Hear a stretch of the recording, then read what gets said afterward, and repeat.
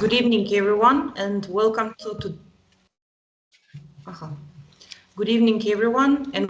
today's session hosted by the PMI Germany chapter, local group Darmstadt. My name is Olya Stefanovska, and it's a pleasure to see so many of you joining us for learning, networking, and inspiration. Our theme tonight is uncertain certainty, no matter what the future brings. That title alone already reflects something we all face daily as project professionals. The challenge of navigating unpredictably while still delivering outcomes. These are the suggested conduct guidelines.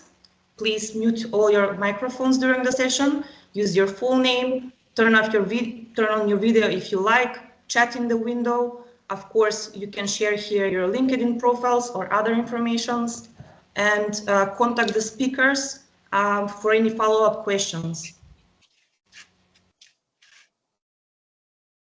So, before we dive into the main talk, let me take a moment to introduce our chapter. The PMI Germany chapter was established in 2020 through the merger of four chapters.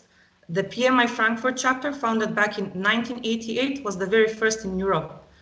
Today, the Germany chapter represents over 11,000 members, including almost 4,000 professionals from 43 countries.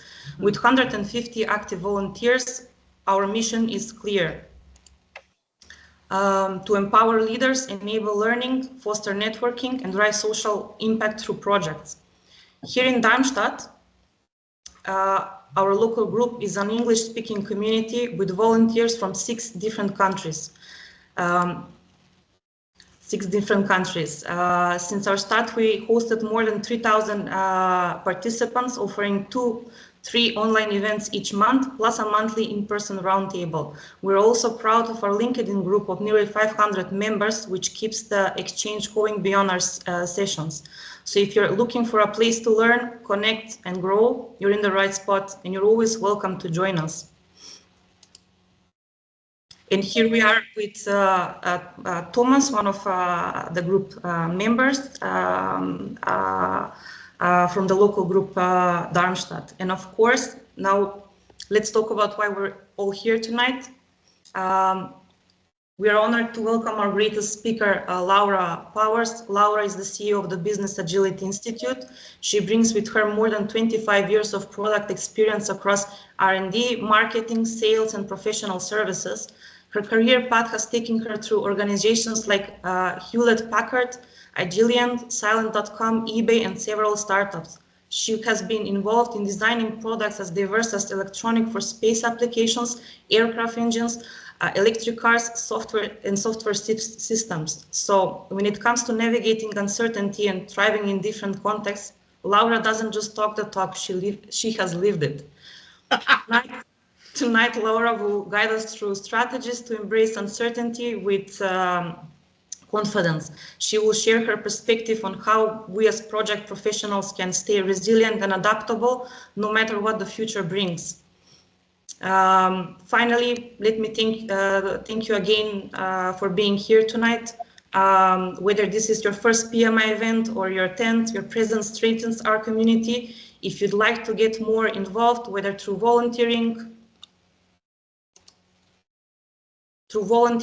joining more events, or simply connecting with peers, please reach out to us. Our doors are open, and the more diverse our group, the richer our exchange becomes. With that, it's my great pleasure to hand the stage over to Laura Powers. Laura, the floor is yours. Thank you, Olya, for that wonderful introduction. I am Laura Powers, and I should start with Guten Tag. 35 years ago, I started one of my first positions out of university as a mechanical engineer, was working for Hewlett-Packard. And I had the pleasure of working with a lot of their manufacturing sites around the world. So I have made many, many trips to Berlingen, to the Hewlett Packard facility there. And I remember the first trip that I went on as a brand new engineer right out of graduate school. I had a colleague, a German colleague, who said, you know, there's really only one thing that you need to know in German to have a really wonderful business trip. And he said, Zwei Bier bitte. As long as you knew how to get 2 beers, one for me and one for you, everything else would work out. So with that, I'm very happy to join you today and to talk about certain uncertainty. So let's dive into this.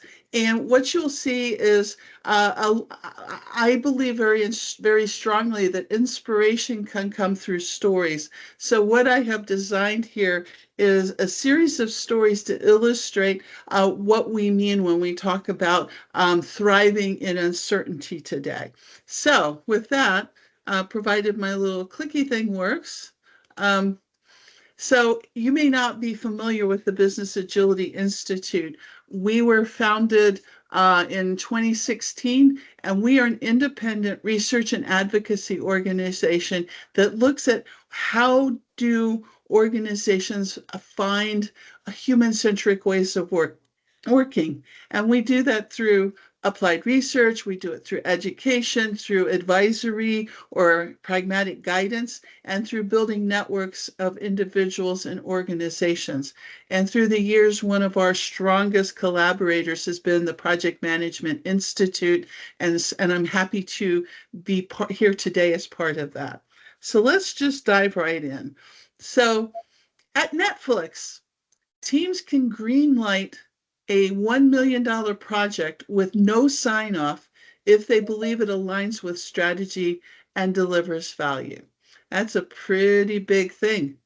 Now, at DBS Bank in Singapore, they learned a really important lesson a few years ago around customer centricity. They went through a process where they were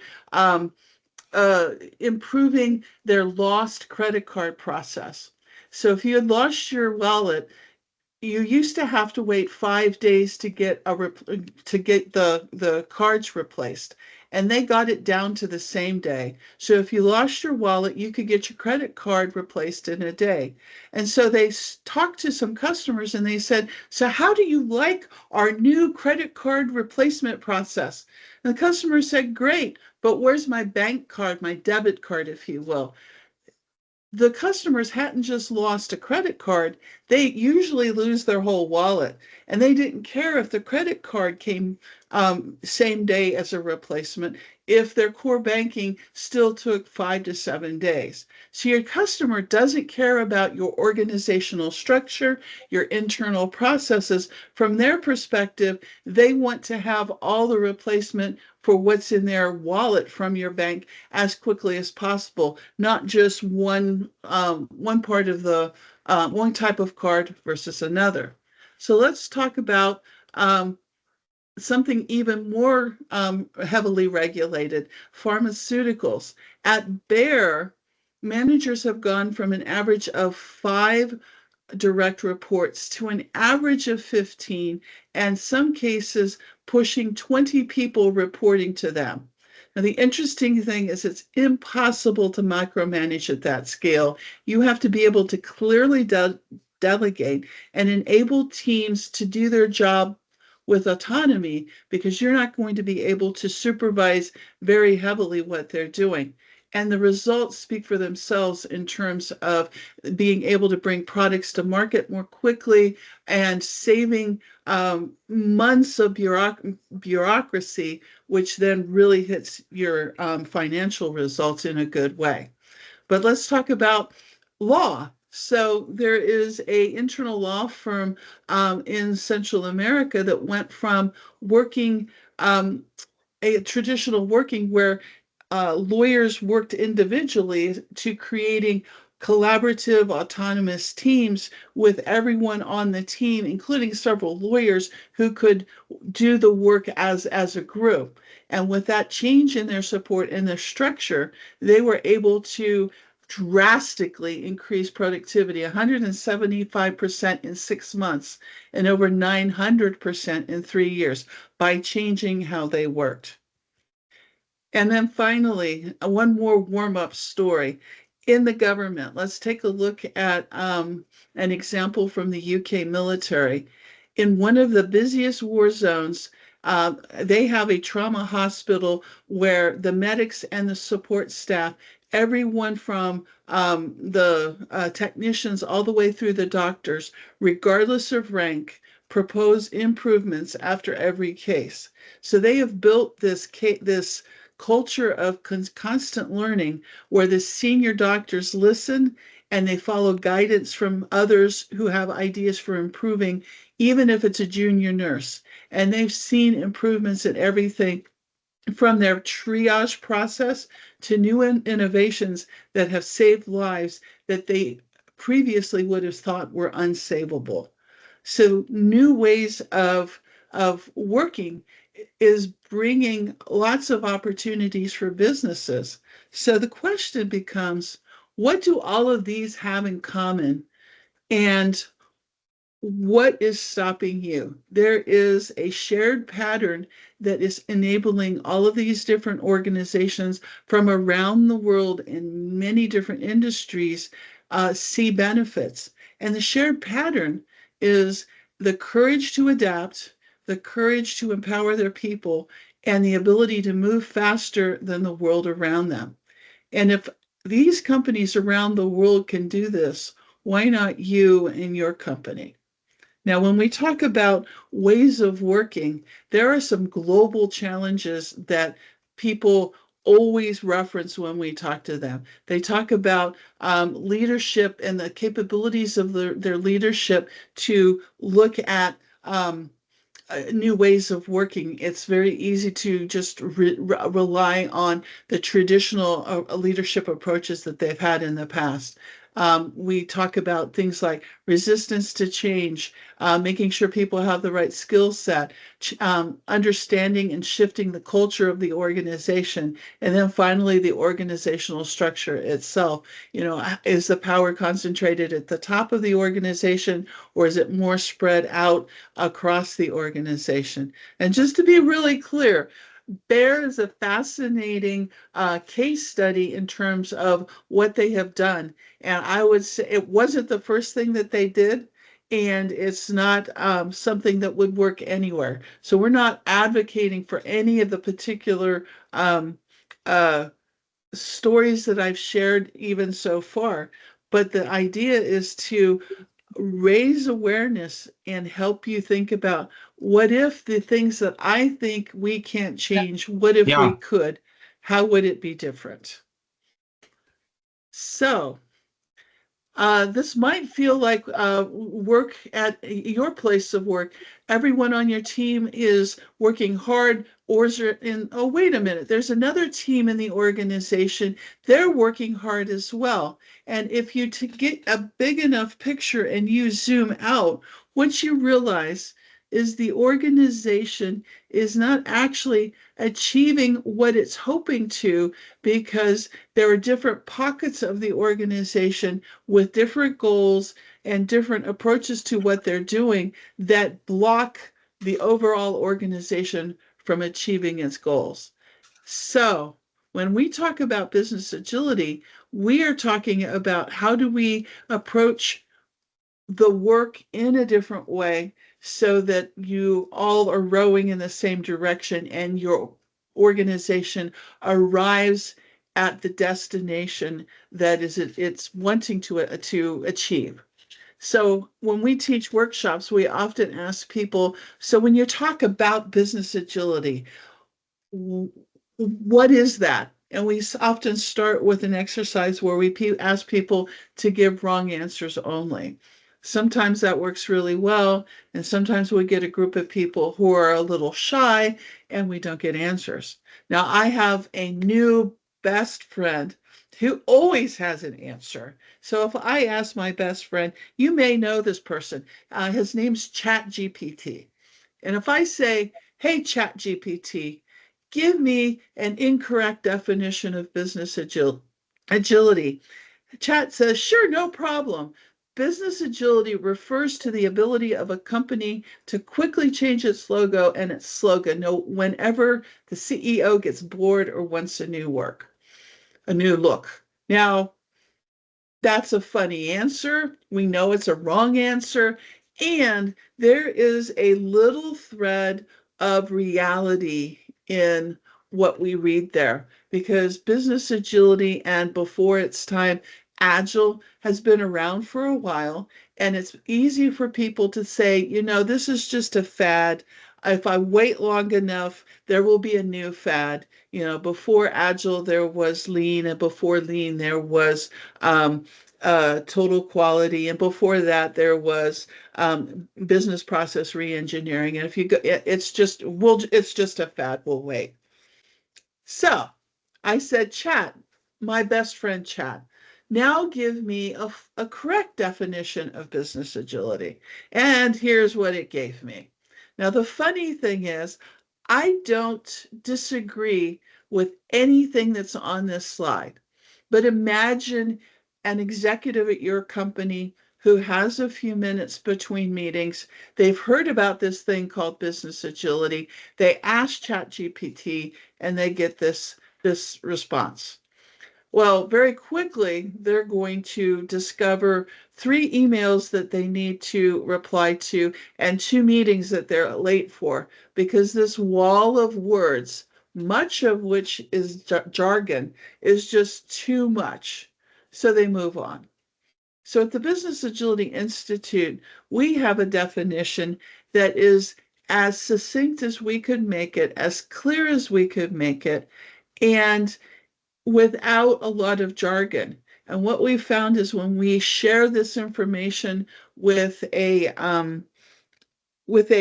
executive who's not thinking about agile, they're thinking about the business that they're running, it resonates. So here's our definition of business agility, and this will set the stage for some of the stories that will follow here. So for in our world, business agility is a set of capabilities and behaviors. So it's how your organization works, and it's not how well it adheres to any particular framework, but it's how does it work? What are the behaviors? And you're specifically looking for behaviors that let your business choose to change course, the ability to pivot easily, and the resilience to um, have something not go as expected, to fail, to learn from that, and to pick up and continue on. So that if we continue to find ways, get feedback, learn from our experiments, we will eventually be able to achieve our purpose. And then the 6 words at the very end, no matter what the future brings. Before the pandemic, when we would talk to organizations in 2017, 2018, there was oftentimes a belief that we could just keep doing what we were doing and that uncertainty wasn't an issue.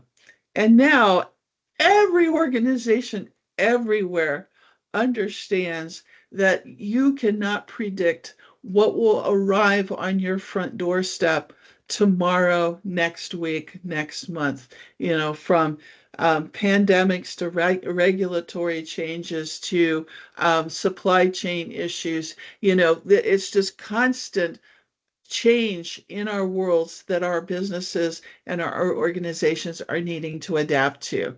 And that's where, the only thing you can count on that is for certain is that there will be uncertainty.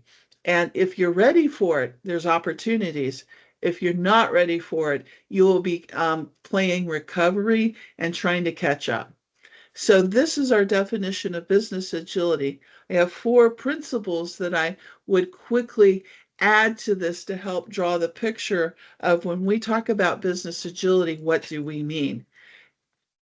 The first thing is that from our perspective, business agility is a continuum. And I'm going to say something that's probably a little dangerous at a collection of project managers with the PMI, is business agility is not a project. There's not a beginning, a middle, and an end. It is not a state that you manage a transformation and you get to a point where you declare victory, you have the pizza party, and you're done. Instead, it's a new way of leading your business. It's a new way of operating your business. And within there are certainly projects and initiatives, but overall, this is not a project, a transformation in and of itself. It's a new way of operating your business. And there's a range of excellence. So organizations will have different amounts of agility across the departments and across time. So, and even across the same person from one day to the next. There will be days when Laura has more agility when she comes to work than other days when I have less.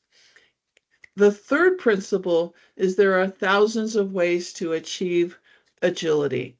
There is no one framework. You may have heard of Scrum, Kanban, Scaled Agile,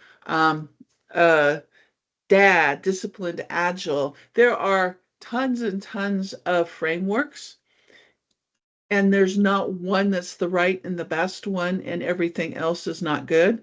And in fact, I would say most organizations that we've worked with who have had the most success have actually combined things and adapted it to meet their needs. Because we're talking about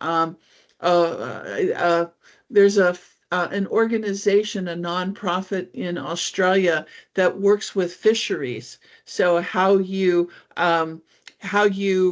maintain and and the ecosystem of fish in Australia, and they wanted to have a more customer centric way of working, and they looked at this and they took a little bit of Scrum and a little bit of Safe and some other, quite frankly, common sense things, and they created their operating model, if you will, for Australian fisheries.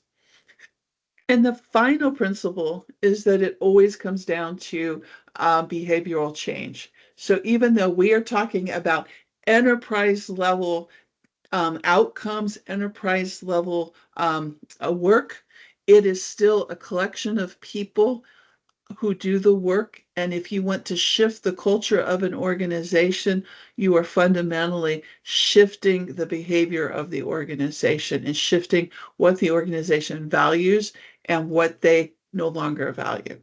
So with those four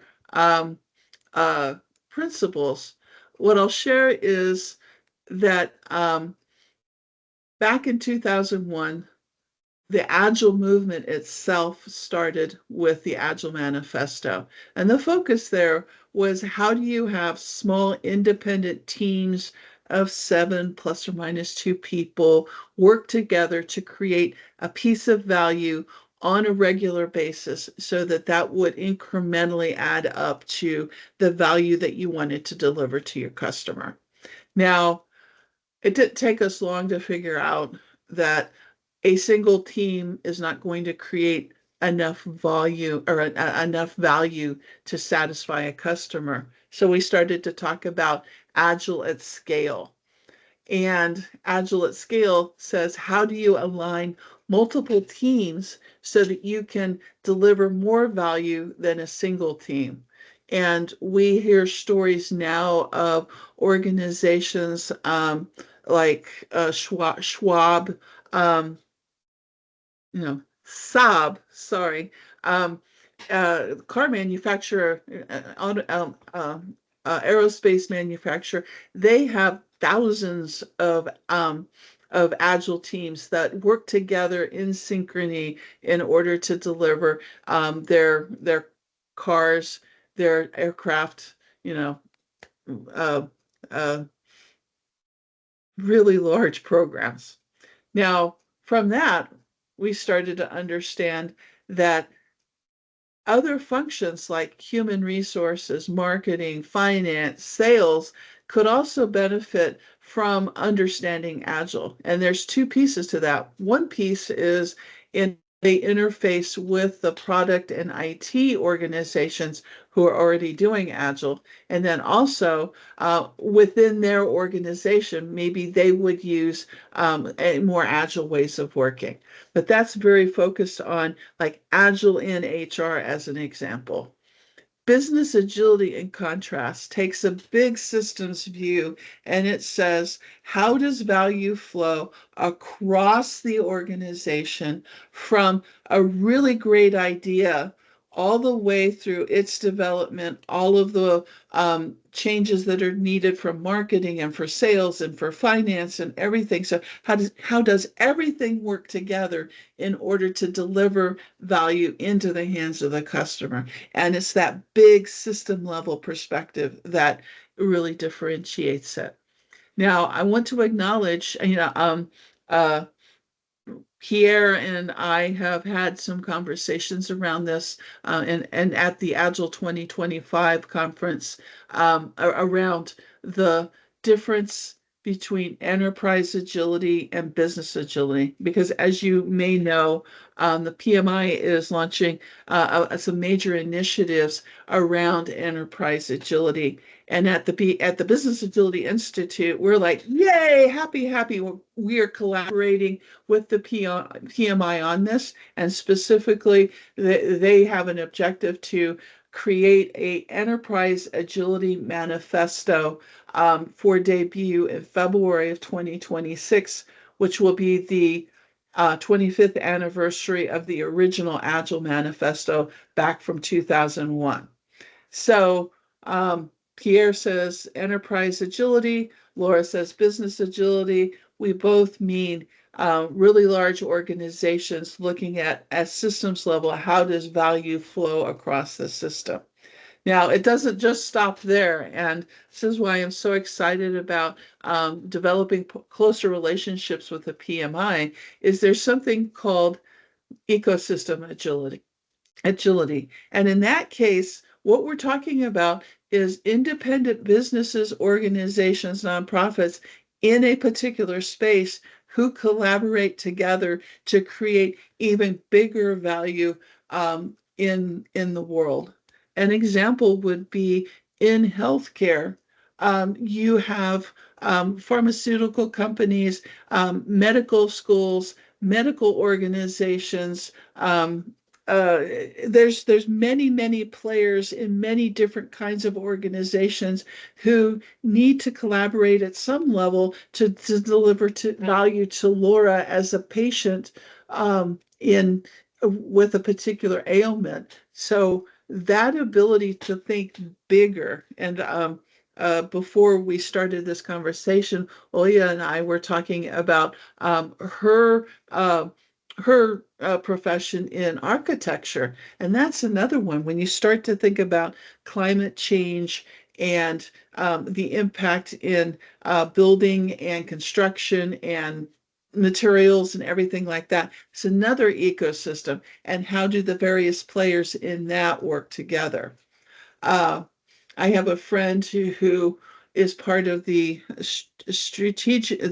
Association of Strategic Professionals, and they do work as like joint venture coaching and work across really large organizations. She said one of the funniest things she sees is an ecosystem where they're starting to build this kind of community, and Google is there and they come in like a 900-pound gorilla expecting to set all the rules and to be like the leader and every other organization to follow them.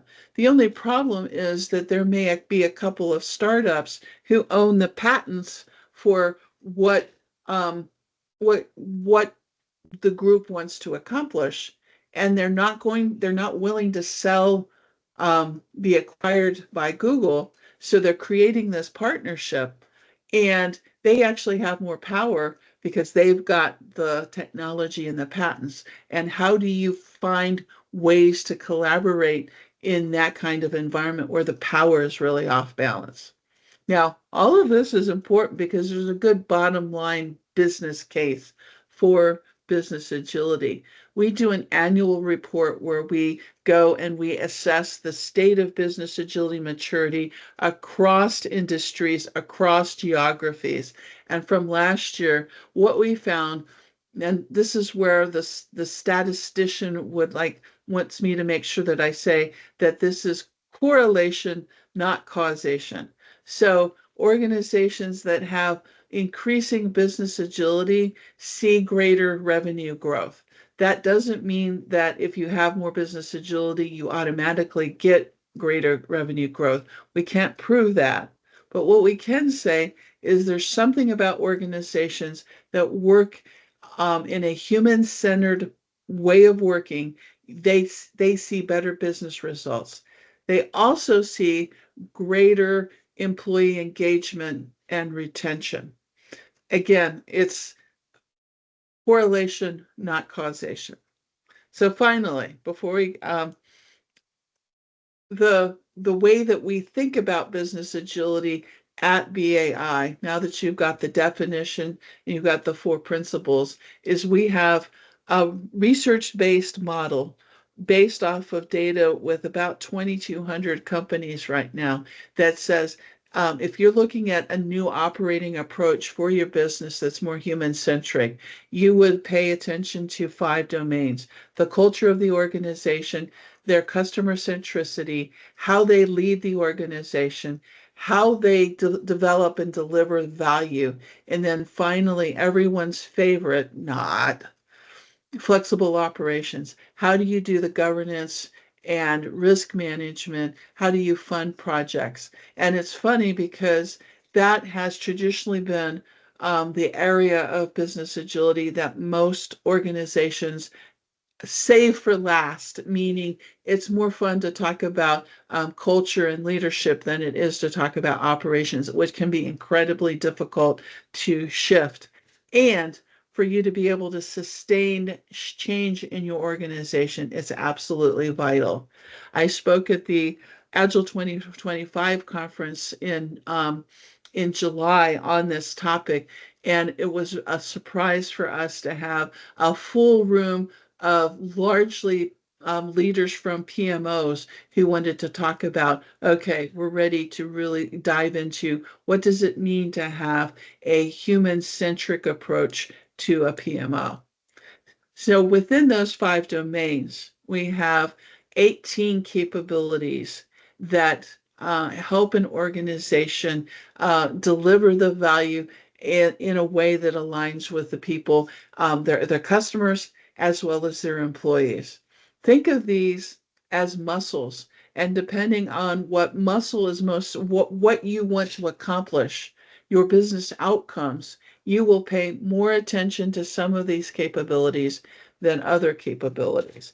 And as an example, those really quick stories that I told you at the very beginning were here's where you see like Bayer and what they did, heavily making changes in the flexible operations area, DBS Bank, customer centricity, both value and engaged culture. But depending on what your goals are as a business, you will lean into some of these domains more than others.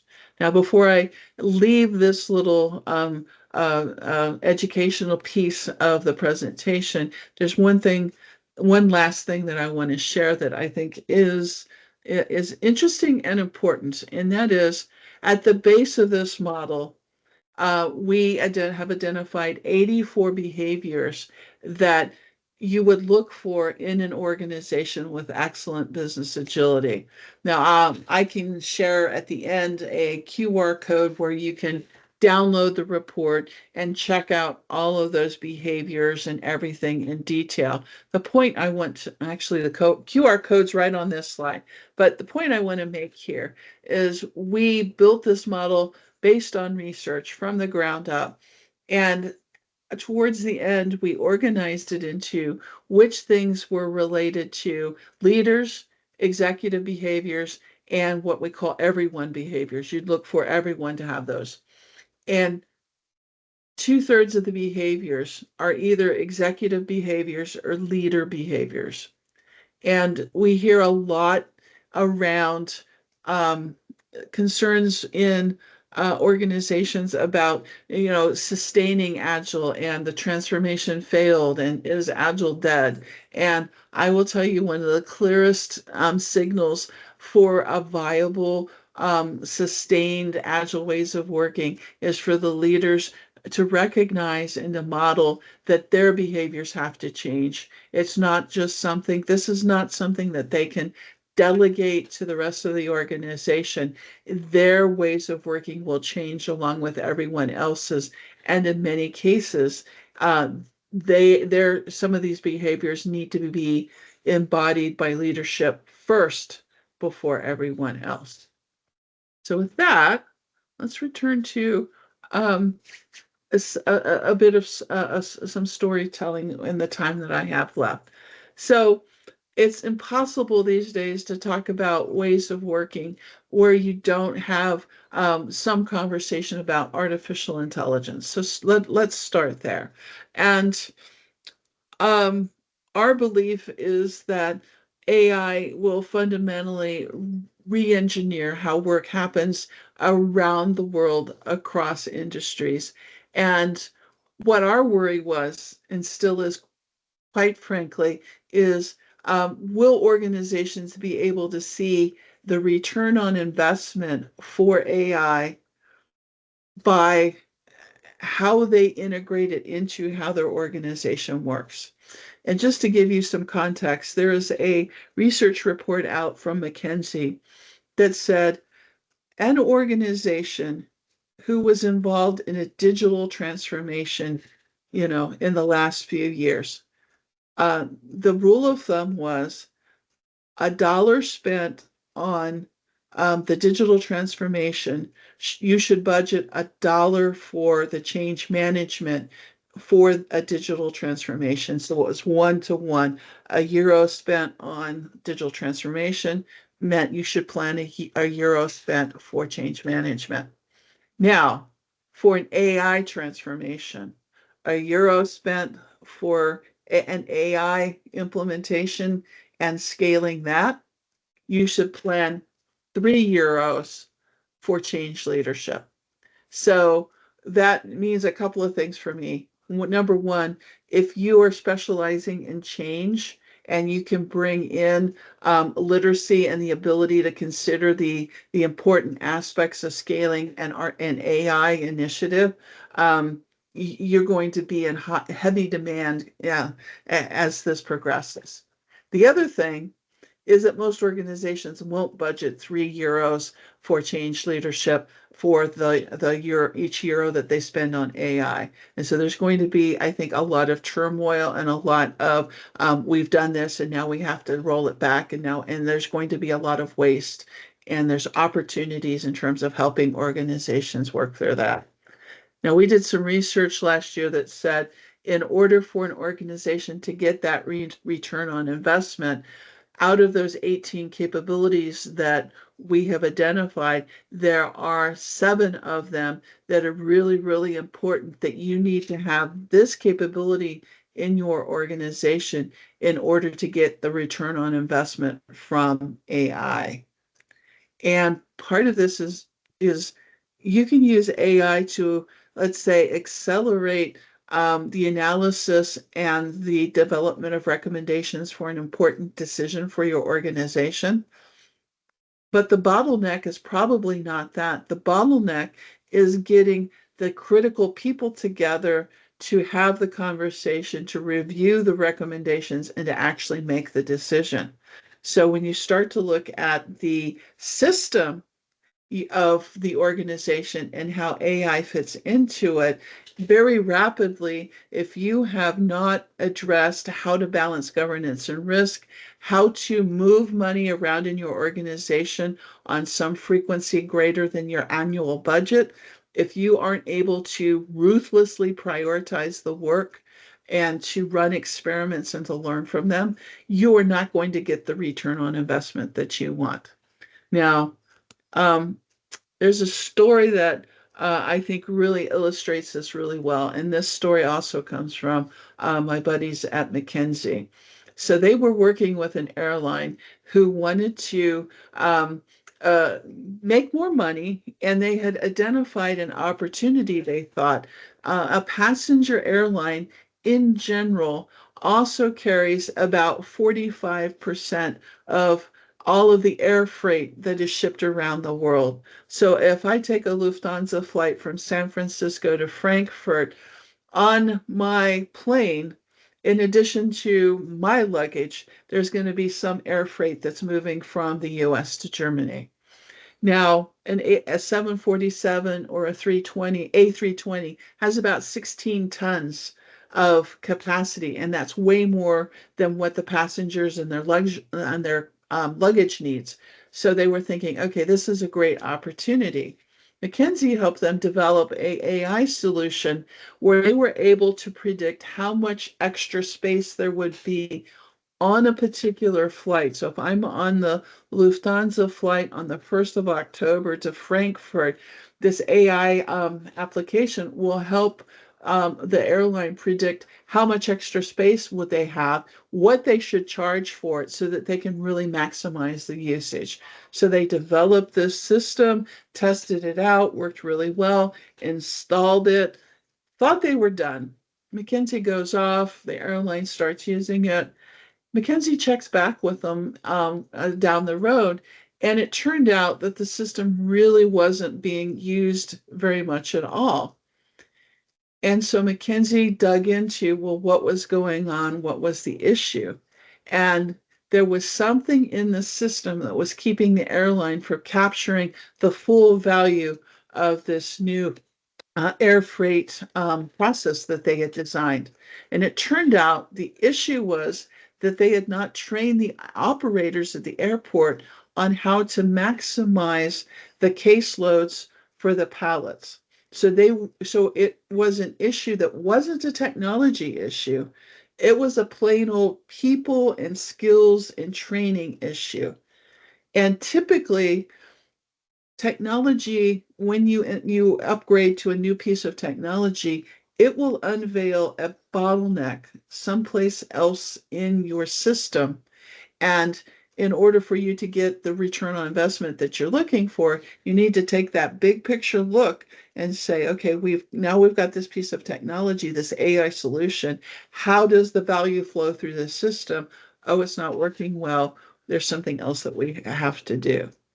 And so business agility is that systems level look that says AI is awesome, but how does that integrate into the overall system? Another example, this is a bank in um, in Southeast Asia, and what they were trying to understand from a customer centricity perspective is they have 6 ATM points here. And in general, it's very important to try to balance deposits and withdrawals so that you're not having to reload cash as much into the machines if possible. And what you can see here is the blue are the withdrawals and the orange are the deposits. So the machines to the left are people are taking money in greater quantities, and the machines to the left are where there's more deposits. And it was confusing people until they took a look at the bigger picture. And what they realized was how they had laid out the signage above the ATMs subliminally communicated the idea that you withdraw from the left and you deposit on the right. And so by thinking through that, seeing the big picture of the system, they said, oh, and they changed the signage so that it was less of a message of you do something on the left and you do something on the right. And instead, at any of these 6 machines, you can make a deposit or you can withdraw. And you can see that things have leveled out more. The difference with the two on the left is that those are uh, closest to the train.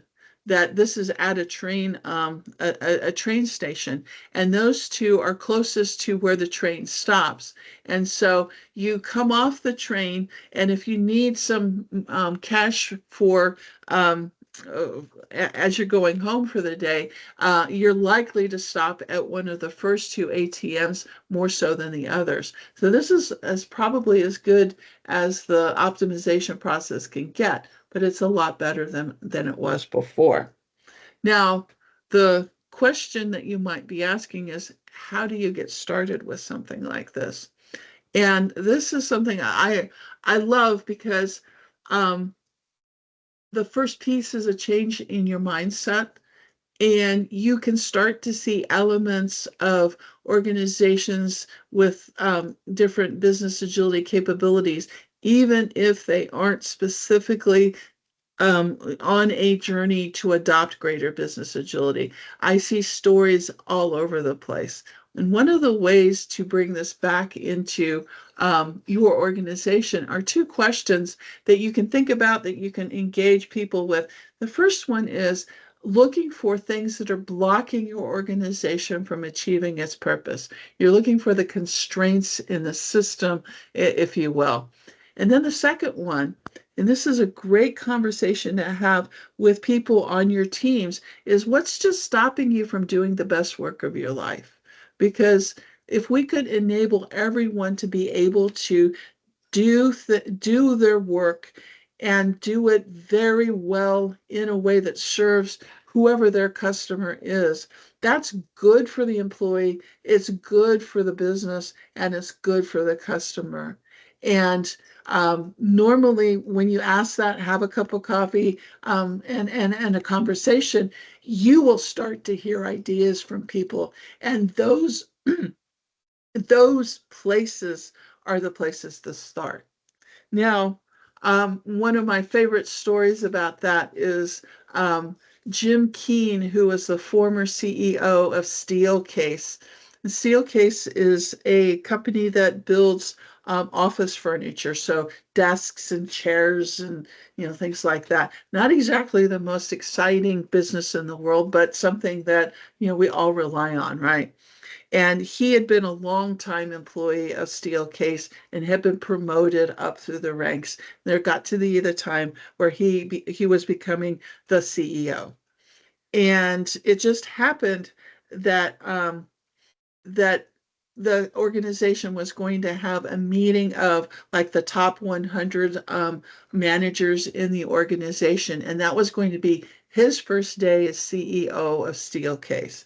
And so the people organizing the meeting said, "Hey, Jim, it would be really great for you to come in and present your strategic vision and plan for the business." And, that what a way to get started.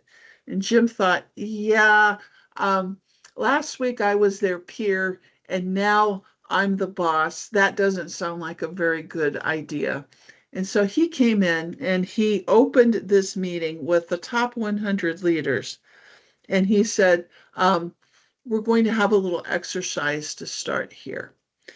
And he broke all of the leaders into pairs and assigned them a place to go throughout the business, or throughout the building. And when the people went to their assigned space, what they found was a table with a couple of people seated at the table. And these were people that they didn't know, but were employees of Steelcase. Now, Jim told the leaders, you can only ask 3 questions of the people at your table. What's getting better? What's getting worse? And how do you feel about it? And Jim calls this empathetic leadership. And it's really key that it was planned in a way that if Laura was one of the leaders doing an empathy interview, nobody I talked to reported up through the chain to me. So this was all, you were talking to people in the organization, but who were part of your team. You could only ask those 3 questions. And he gave everybody a certain amount of time to go have these conversations, and they came back. And he said the difference of the energy in the room was palpable from before and after, because now the leaders were in touch with what was working in the organization, where were the roadblocks, and most importantly, how were people feeling about it.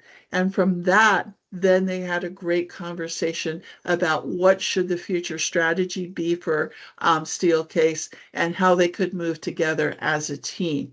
And so I think this is a brilliant story because it illustrates how to connect with the people in your organization and also how to make things really real for the leaders so that when you talk about the changes as an organization that you want to make, it's not a theoretical thing, but now you've heard a story about somebody who's saying, I'm not able to do the best work I can in my life because um, uh, because um, it takes so long for you to approve my travel, as an example, that by the time it's approved, I know the company's paying 3 times more than it should be paying for the plane tickets, or whatever the story might be.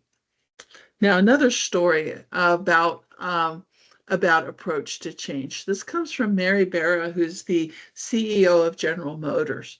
And back in the day, she and she's an engineer, has been with the company for 40 plus years, came up through the ranks and has held various leadership positions. And at the time that General Motors was exiting bankruptcy, they had restructured and now they were looking to rebuild the company. She was the head of global human resources. And she knew that the organization needed to change how they worked with people, that it was too command and control, too much the boss saying, this is how it should be because I said so, things like that. And so she wanted to foster empowerment with accountability. She wanted to change the culture. And she chose to do that with a very interesting approach.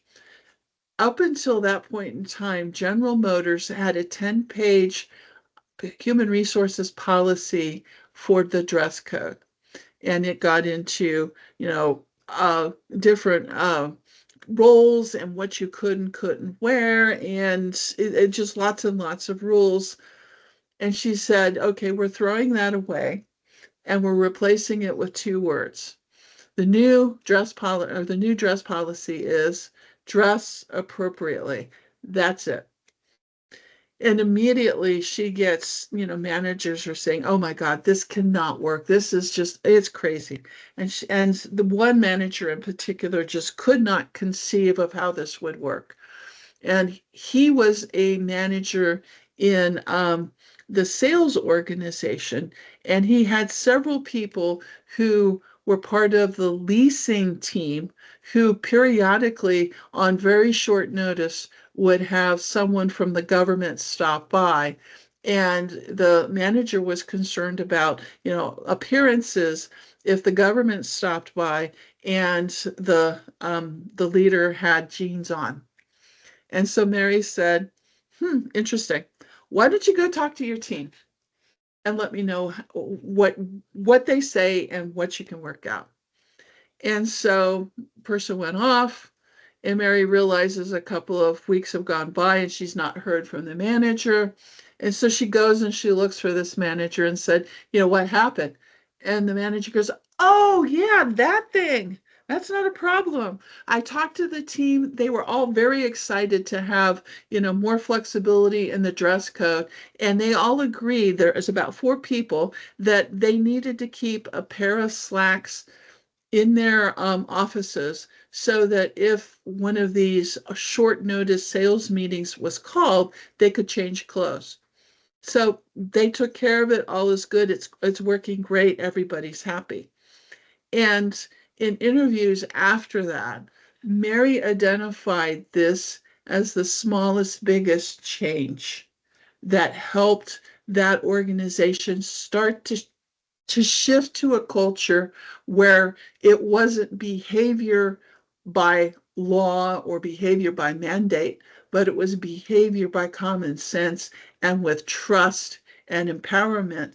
And if something wasn't working, you changed it, but you didn't assume from the very beginning that it wouldn't work and we needed to legislate in order to cover the change. Now, she calls this the smallest, biggest change. Just think about this. Basically, 10-page policy replaced with 2 words. But and she actually will tell you that she wasn't interested truly in changing the dress code, but it was a tool that she was able to use to inspire new mindsets in the organization that helped to start to shift the culture of General Motors. And the challenge when we talk to organizations about business agility is sometimes they think, oh my God, we have to do this like humongous thing, this humongous transformation, and it's going to be all of these moving pieces. And it's like, no, what's the smallest, biggest change that you can find that will start to inspire the mindsets that you want to see in your organization? Because that will inspire new behaviors, and new behaviors will help to create the culture that you want in the future. Now, one last story, I think I'm good on time, is Roche. Now, this dude, Bill Anderson, is an interesting character because you may know that he's now the CEO of Bayer. And that story, one of the vignettes at the very beginning about Bayer, also comes from Bill Anderson.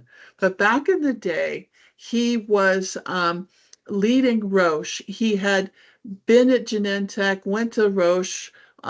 He's bounced between Genentech and Roche, and now he's at Bayer.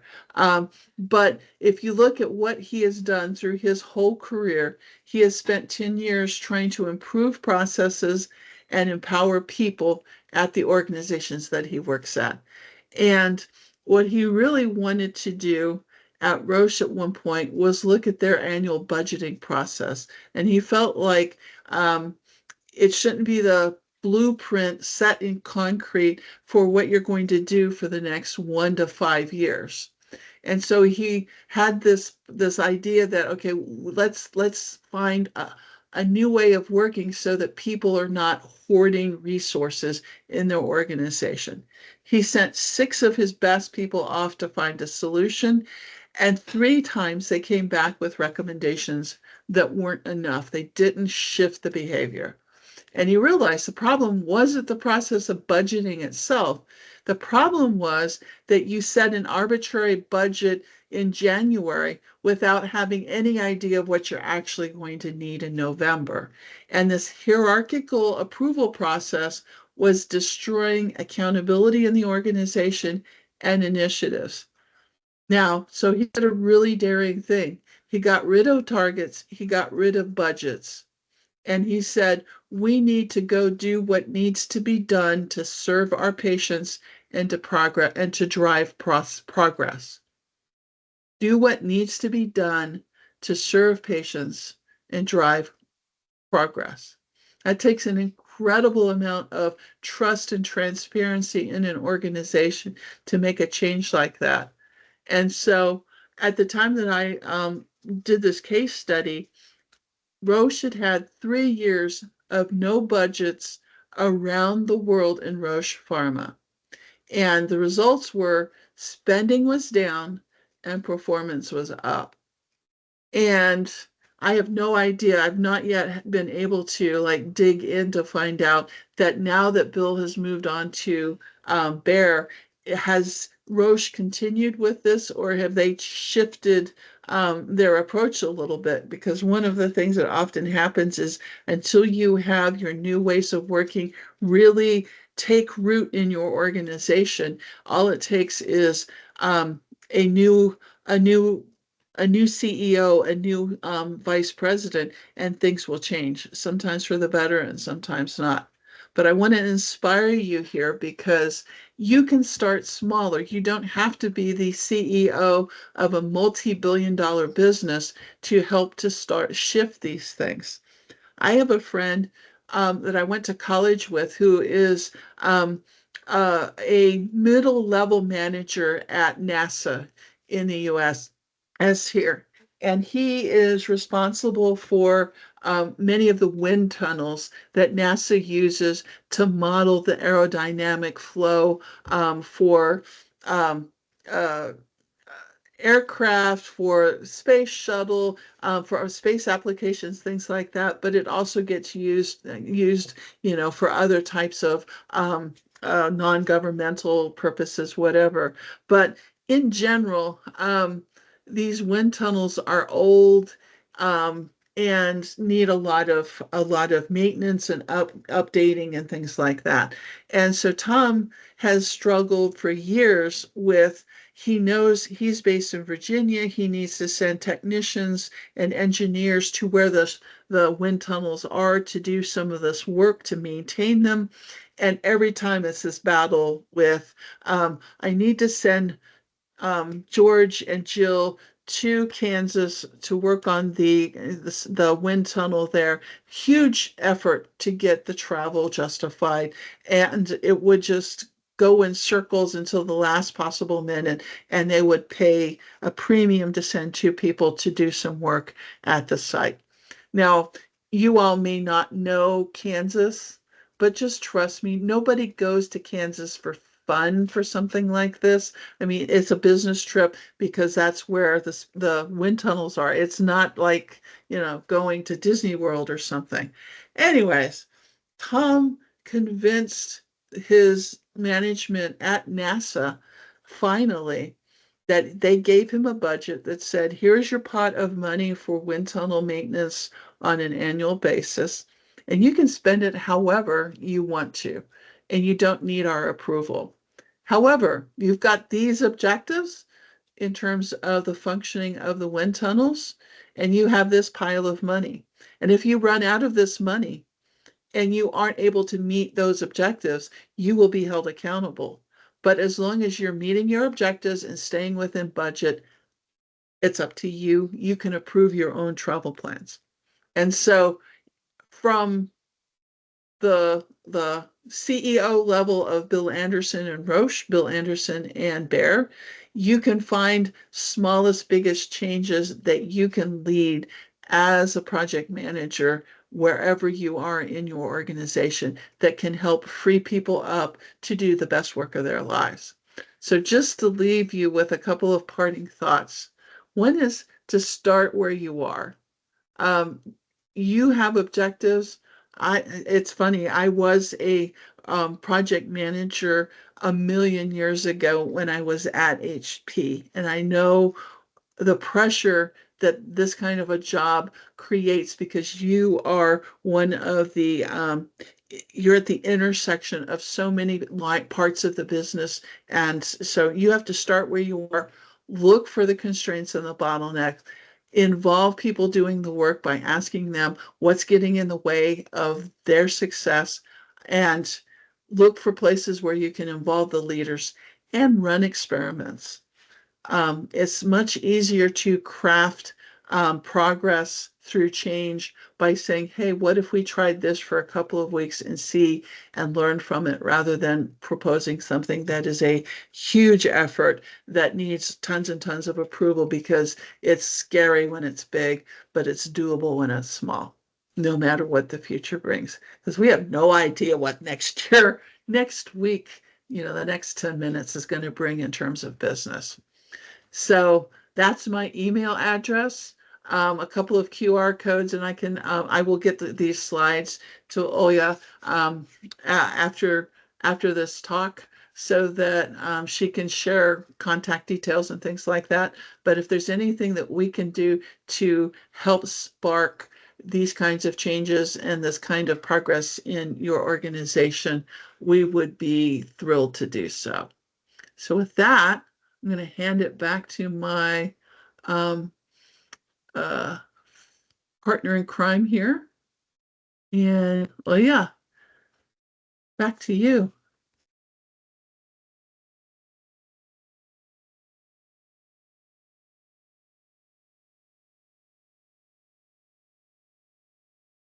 Oh yeah, you're on mute. Sorry, I'm just started talking. So thank you so much for that lovely presentation.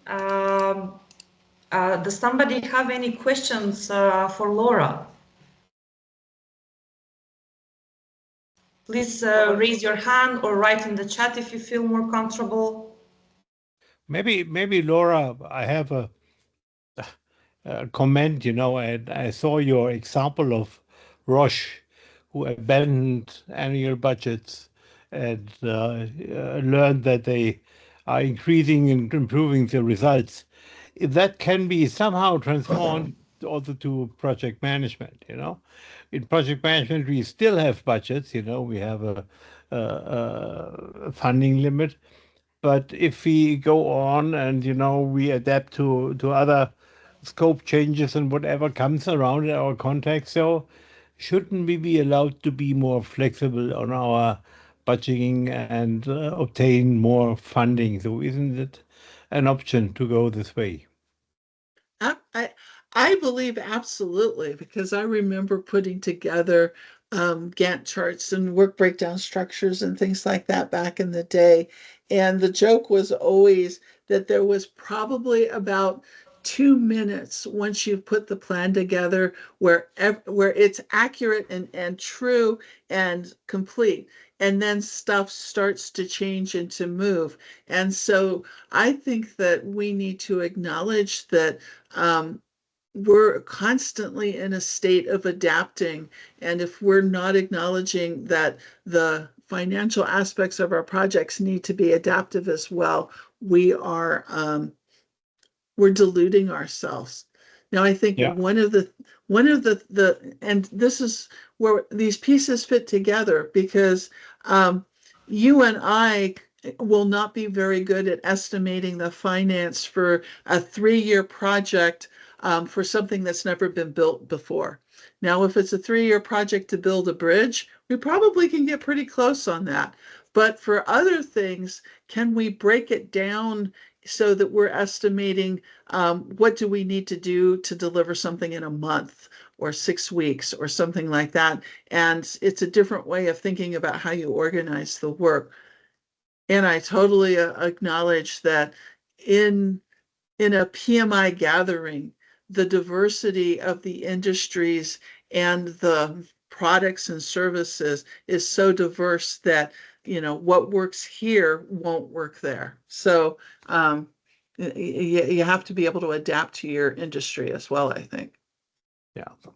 So I didn't hear about the Roche example, but I will certainly reuse it, and with or without your permission. Oh, With no, absolutely. Be- Absolutely. because I think, if I look at project managers, especially young project managers, first in the job, so they invest a lot of time and effort and nerves into keeping track of budgets, and making sure they are estimating right and are controlling right. And in the end, what we see from this example, it's not worth the effort, actually. You might say it's good that project managers develop that kind of knowledge how to deal with it. But on the other hand, maybe they could also develop another kind of knowledge to be more adaptive, yeah, Yes. and more Yes. resilient to the external changes.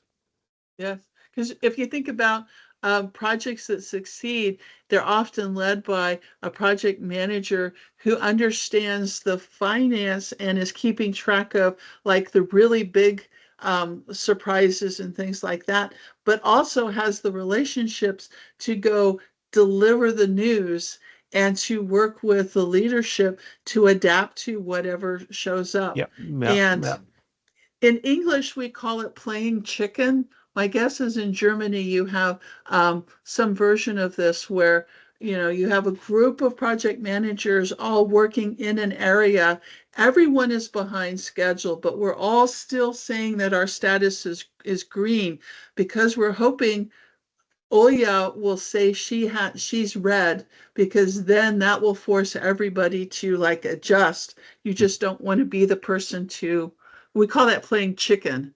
Um, Okay. so anyways, Hiding your red status as long as it works, and not to yes.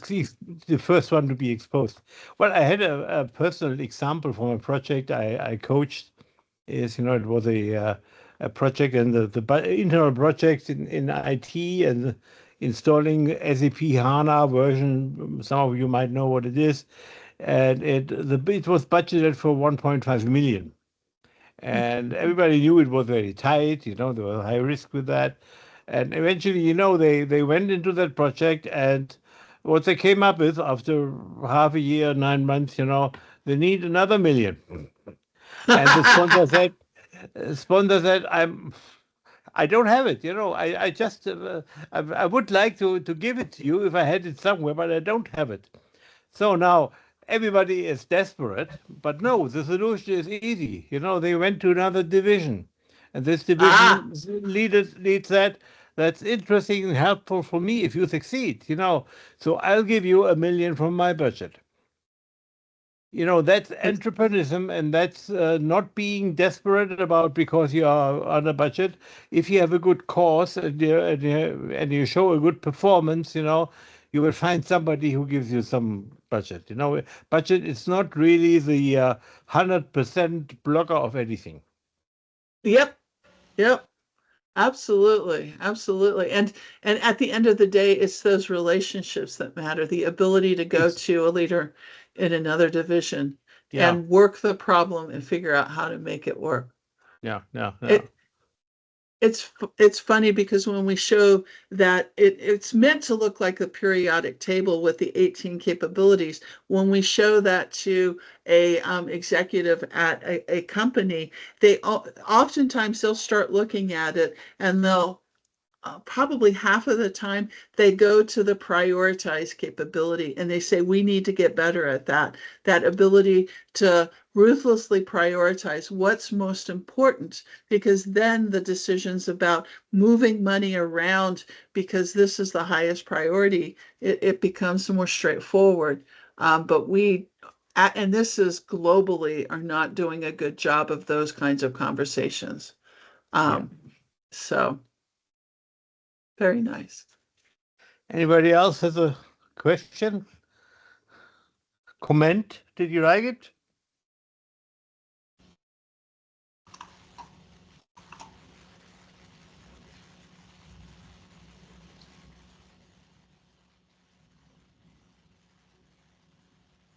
You can also write it in the chat if you don't feel comfortable speaking. Yeah. So you see, Laura, it depends on the culture. Maybe Germans are sometimes a little bit shy. No, this is, you know what? I know this is at the end of a long day for many people, and at the end of a long week as well. And it's, I'm thankful that nobody's getting on to say, I absolutely disagree with everything you said. I'll take it as silence is good, but well, it's all good. Maybe, I think that is even a good answer, because it creates some kind of grounds for discussion and disagreement. I like disagreements actually better than silence. Absolutely. Yeah. Very cool. So if nobody's showing up, maybe I hope the Mendy code is working somehow. No, sorry, it's not. It's not working. no, I cannot enter. So, Olja, do you have the Menti code URL you can post? So I posted something from the slides, but maybe that's not the correct one. No, I have the same code. Maybe after the presentation I can check one more time what's going on, but I have the same code. Okay. You mean the code is 1F7QKGT5 epsilon T, but this doesn't working with the you can't put it in. It doesn't work. Okay. I'm too stupid. Could be too. Okay, thank you for the insight. We'll check what's going on, and maybe after the presentation, when the presentation is done, we can resend by email the Menti code. Yeah. You have the time, so you can give the feedback. We will check what's wrong with the code. Yeah. So sorry for that this time. Sorry for that, yeah. So now it's a good time maybe to tell you about our next events. Our next event is gonna be with Phil Driver on the 8th of October. There is a derivation in time this time because our speaker is going to be from New Zealand. So we're gonna start at 19, yeah, 19 till 20:30. Afterwards, we have our roundtable, and of course, we're having in October, on the 30th of October, with Stefan Miteski. It's going to be standard time, of course. And with on the 5th of November, we're gonna have Markus Kopka. Please register for these events. We hope to see you again. So only if you register. We yes, have only your if you email register. address, and only if you have your email address, we can send you the slides and YouTube links and whatever.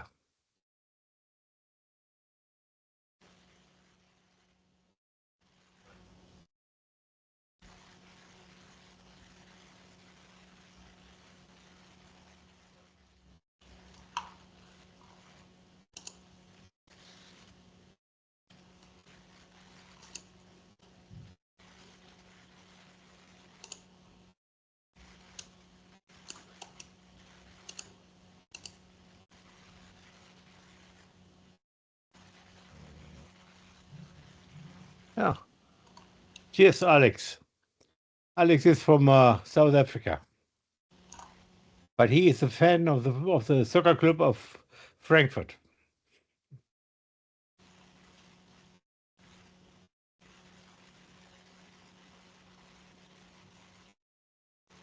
Okay. Thank you so much, people. Well, yeah. Next. Thank you. Bye-bye. Okay. Thank So you. we're going to be closing now. Thank you for your participation and for being here. We hope to see you on our next event. Pardon? Do you also put down the code for or which points we can The PDU code. Yes, of course, the PDU code. Here is the PDU code. Sorry about that. Here is the PDU code. Of course, the PDU codes are going to be sent by email one more time. Okay, thank you.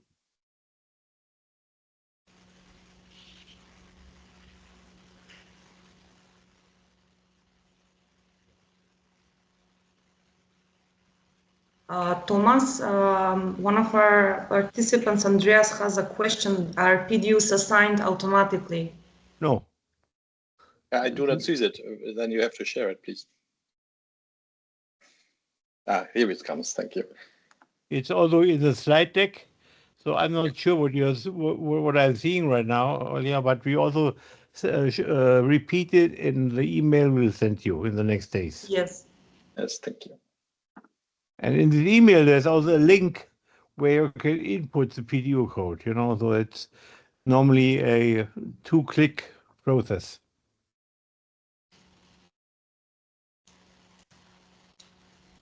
I just entered this one. It doesn't work. No. PDU code doesn't work? I copied this to the PMI side, but yeah, well, we will also check this. So it might have been with a problem when we organize the PDU code. There is an approval required by PMI, and maybe this approval has not been given yet. Okay, thanks. Sorry, I have another question. The split of the points which we can earn by this presentation, it's fixed, or can we use it? It's fixed. It's fixed. So it was not fixed before, but the process of PDU codes has been I know this. It's 2 years changed ago. At PMI, and they state what PDUs, how they are distributed. Yeah, and so you distribute it, or do you send? in the end, we give some parameters and then it's automatically distributed. Okay, that's new for me. Thank you. There's also a difference, you know. Normally, the PDU code is good for PMP renewal, but it can also be used for other certifications, but only if the majority of the PDU code is determined as being a way of working. So, you know, it's a little bit difficult to give everybody on that call, you know, the right PDU code distribution.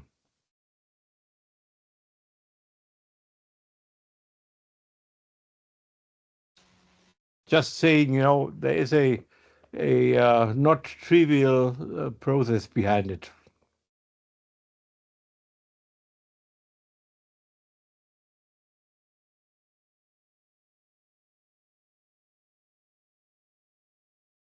Okay, anything else?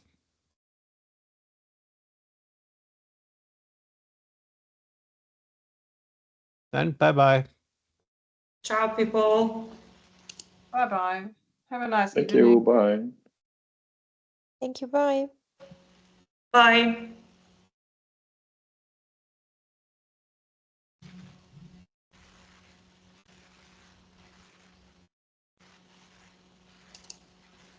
So here we are.